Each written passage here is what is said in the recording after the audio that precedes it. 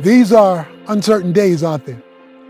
There's a lot of fear, worry, anxiety, because we're facing something very unique, personally as well as nationwide and worldwide.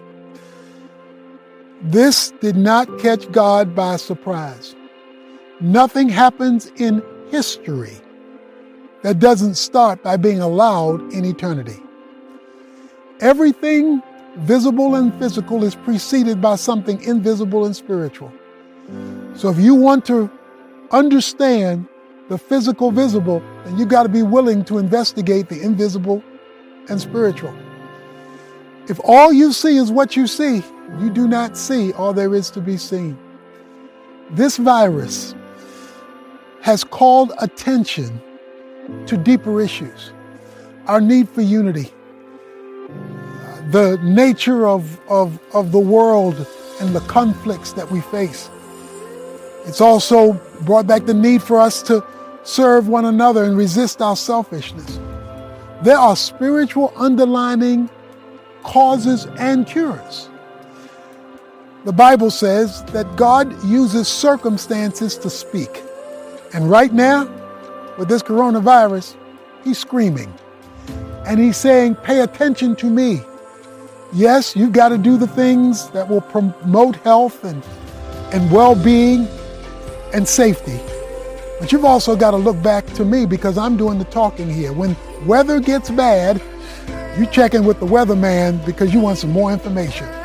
When life gets bad and the nation is in trouble and the world is confused, that's time for a check-in with the deity, since Daniel 4 says, heaven rules earth. And what God is trying to communicate to us through this crisis is that he wants to invite us to invite him back into our life and into our world.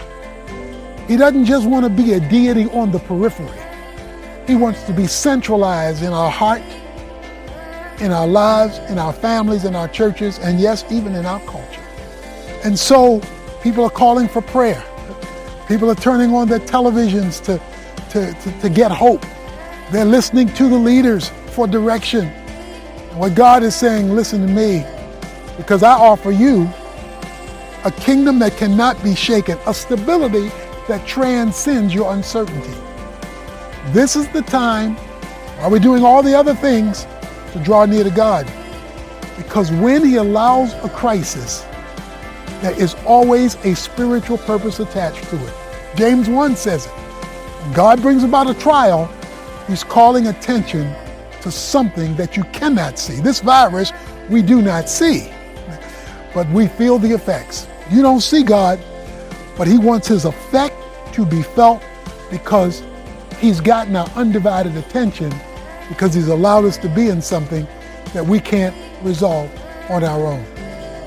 In the midst of this, turn to God. No matter how uncertain you feel, no matter how fearful you are. In fact, the Bible says when you get anxious, that's a signal to pray. Well, let's call on God not only for the cure to the virus, but to the cure to our viruses, our sin viruses, our rebellion viruses, the things that have separated us, our families, and our nation from God.